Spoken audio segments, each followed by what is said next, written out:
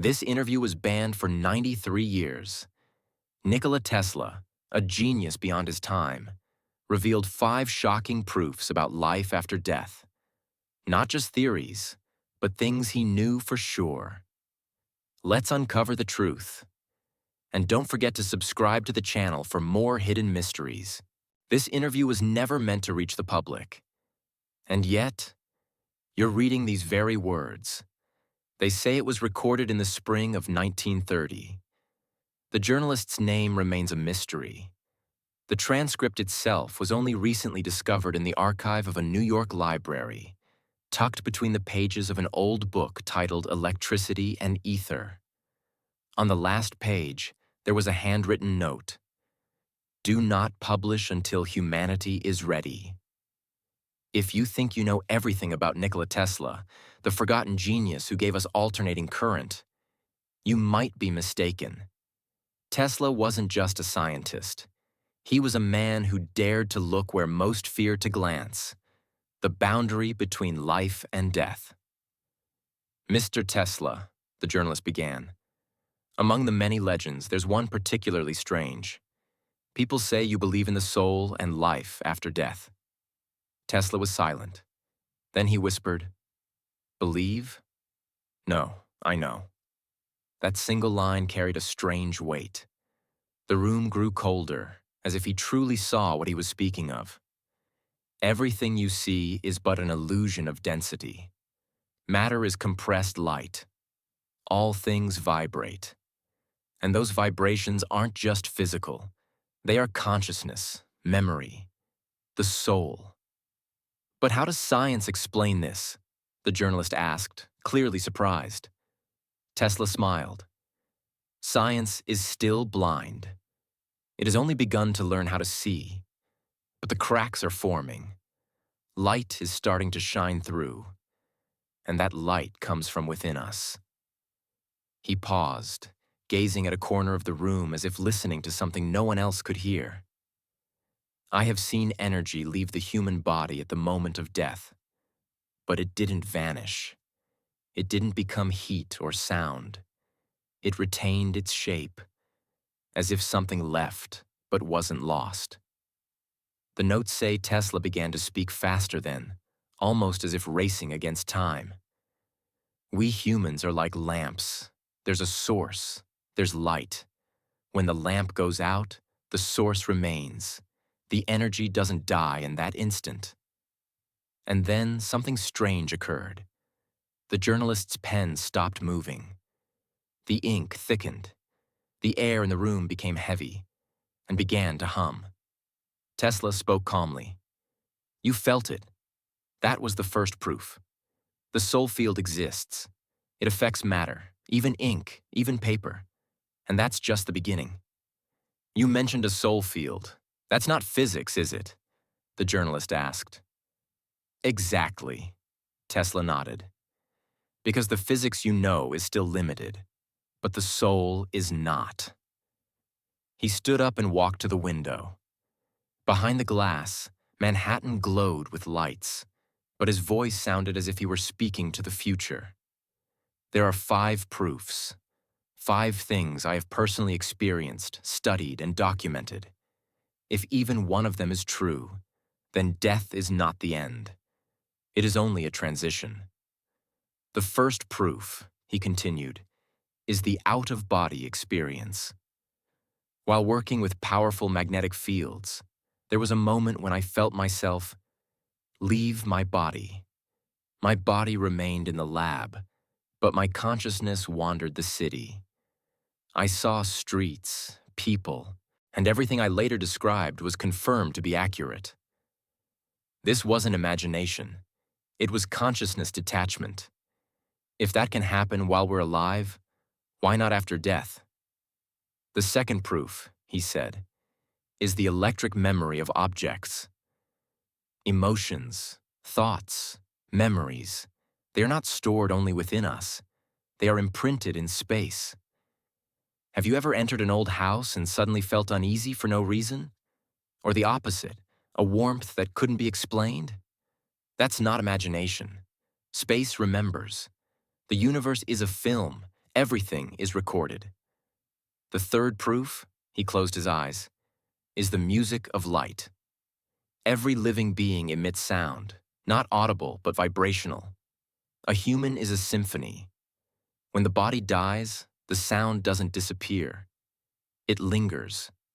Sometimes it can even be sensed.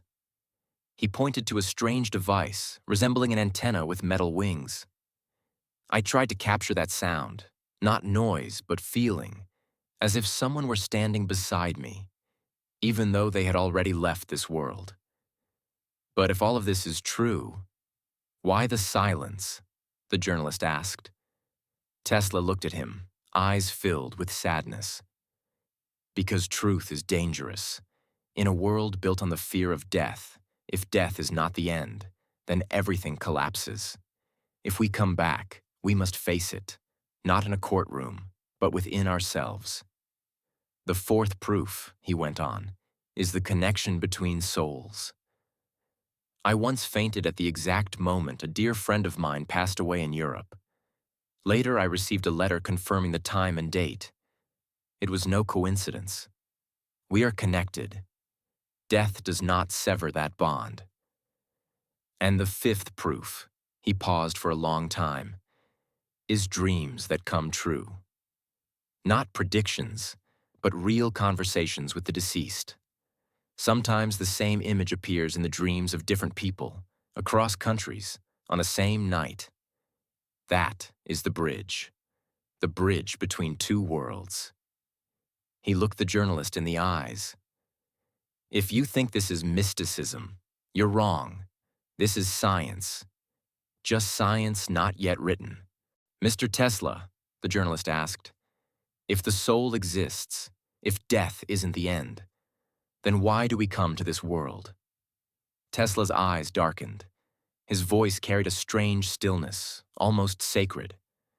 To learn, he said, to suffer, to love, all at once. This is not a prison.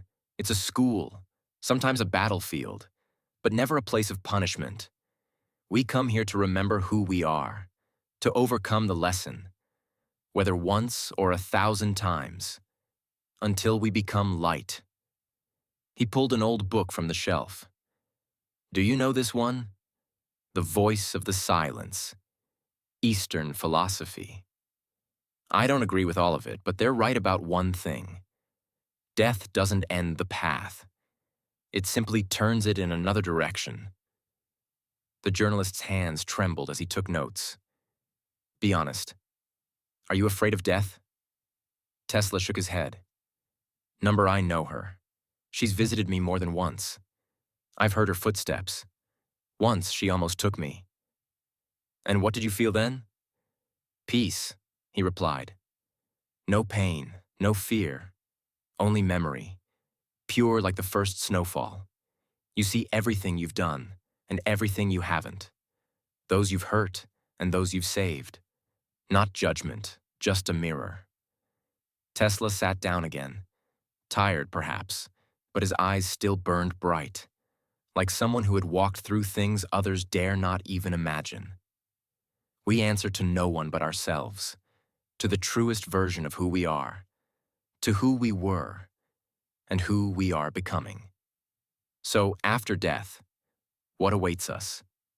Tesla looked into the distance as if recalling something far away. Imagine an ocean, not of water, but of energy, and you, a special drop within it, holding memory, pain, experience. When the body dies, the drop returns to the ocean, but it remains itself, only cleaner, unmasked. Do we meet those we once loved again?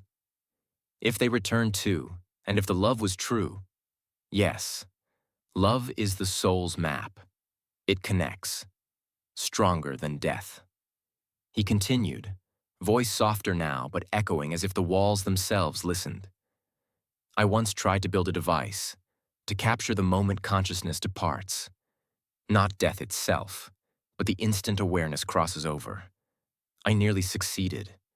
I felt a rhythm, like the heartbeat of the universe. And then? The journalist leaned forward. They destroyed it. Tesla closed his eyes. Who? Those who live by fear, the rulers, the religions, the corporations, those who control people through the fear of death. Because if people knew death wasn't the end, they wouldn't be afraid. And a fearless man cannot be controlled. Only the ticking of the clock was heard. That's why this interview will never be published. Not yet. Only when the time comes. He stood. His shadow stretched long and firm. If you're reading this now, it means someone dared to do what had to be done. It means the time has come. He leaned closer and whispered, "We are eternal. Not by flesh, but by vibration. The soul is music, and death isn't a full stop, just a key change. Remember that." He walked around the room, choosing his words like a surgeon selecting tools. I know, it sounds mystical, like the ramblings of an old man. But if I hadn't felt it, seen it, measured it, I wouldn't believe it myself. At this point, the journalist was no longer just a listener. He was living the story. But why is science silent about this? Because science fears what it can't measure, Tesla said. It needs charts, formulas. But the soul isn't a formula. It's a state, a frequency, a field, an idea. He pulled a drawing from a desk, a circle with a central dot surrounded by strange symbols. This isn't geometry. It's a map, a diagram of the transformation, how the soul exits the body and connects with the ether. A theory? Number A result. I've worked with frequencies linked to states of consciousness. One band for emotion, another for memory, a third for connection to those no longer here. Sometimes at night, when all is silent, I turn on the old transmitter. If tuned correctly, you can hear, not with ears, but with the soul. Hear what? Thoughts? Thoughts, but not of the living, like radio waves from beyond the horizon.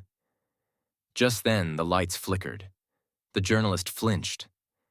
"Don't be afraid," Tesla smiled. "They always send signals when we talk about them." They, those who have departed, but remain in between realms, not punished, just not ready to leave. Or waiting. Waiting for whom? For those who can hear them. Tesla's face turned solemn. There's one more truth, rarely spoken. Not all souls are the same. Some are trapped, clinging to fear, power, desire. They can't ascend. They need energy, bodies. They're drawn to the living. You mean ghosts? I mean fields of fear, places of war, violence, trauma. The ether there thickens, like a trap. Step into it, and you might not come out.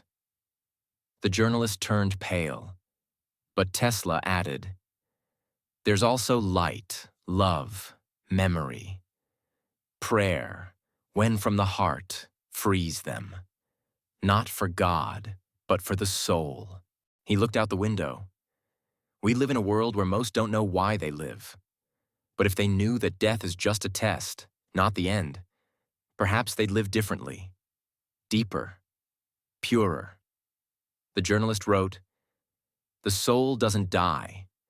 It just changes frequency." "One last question," he whispered. "Mr. Tesla, will you return?" Tesla smiled. "I never left. As long as one person seeks the truth, I'm still here." And at that moment, according to the manuscript notes, the clock struck 3 chimes, as if someone beyond this world had confirmed that everything said was real. Tesla fell silent, then suddenly spoke. "There is one more secret I've never revealed." The journalist held his breath. "What is it?" Tesla walked to an old wooden cabinet, opened a hidden compartment, and pulled out a small metal tube etched with strange runes and maps. "This is the prototype. I call it the echo catcher, a device that can record the energetic imprint of consciousness after death. Not voice, not image, but pure thought. You received signals? Yes, a few times. Words, images. The clearest message was, I'm still here. Help me remember. Who sent it? I don't know, but it felt familiar, as if I were speaking to myself, or a version I once was. He sat down again, whispering, the memory of the soul is the most important thing. We're born, and we forget. Because if we remembered everything, the pain would be unbearable. But sometimes, it leaks through, in dreams, in feelings, in déjà vu. The journalist nodded. He had experienced that. You said, everything is recorded. Where? In the ether, like an ocean.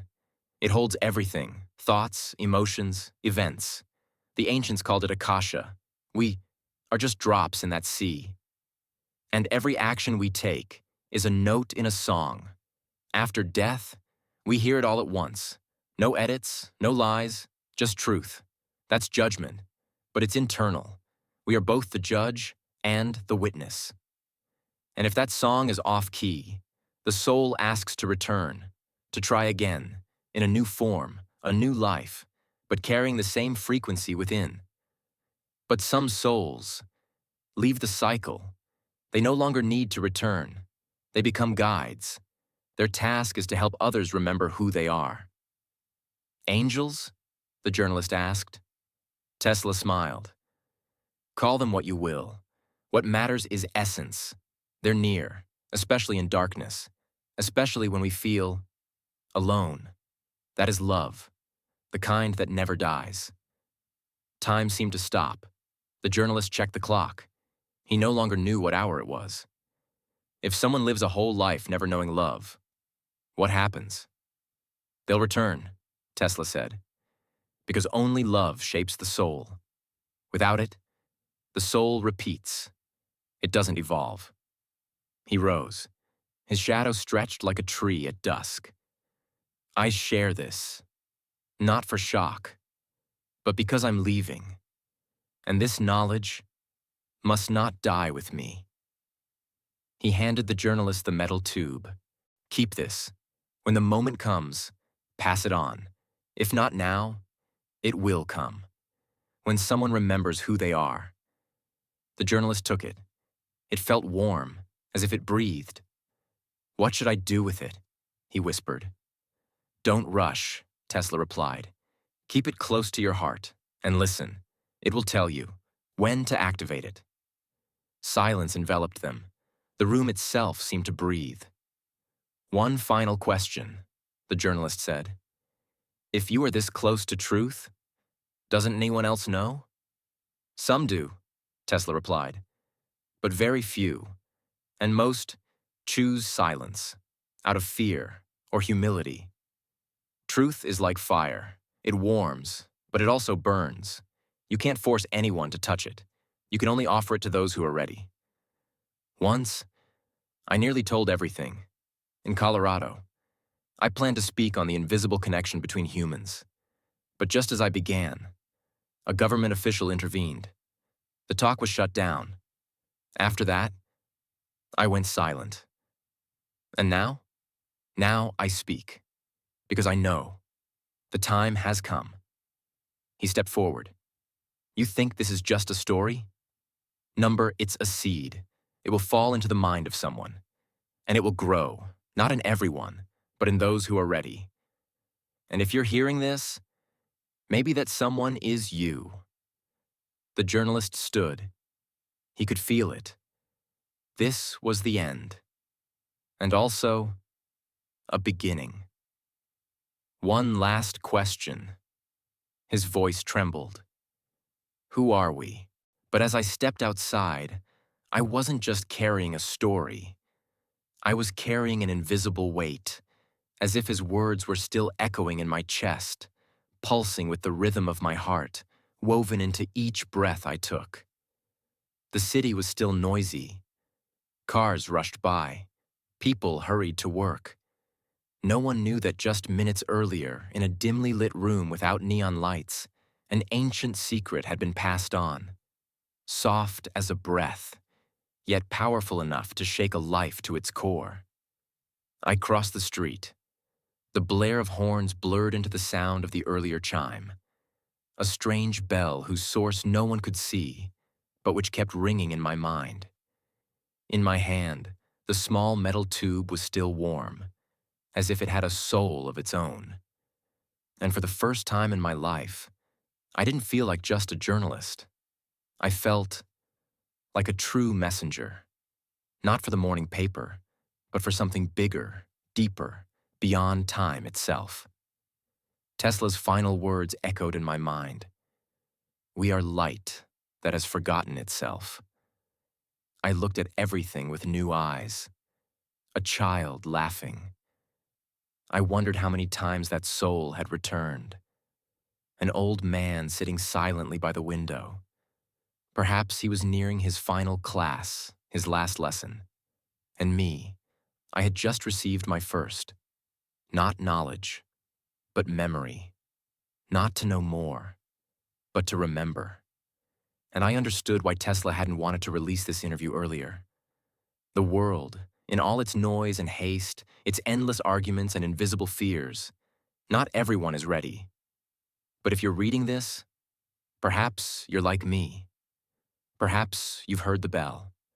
Perhaps you've brushed the edge of truth. Maybe, just maybe, and that alone is enough.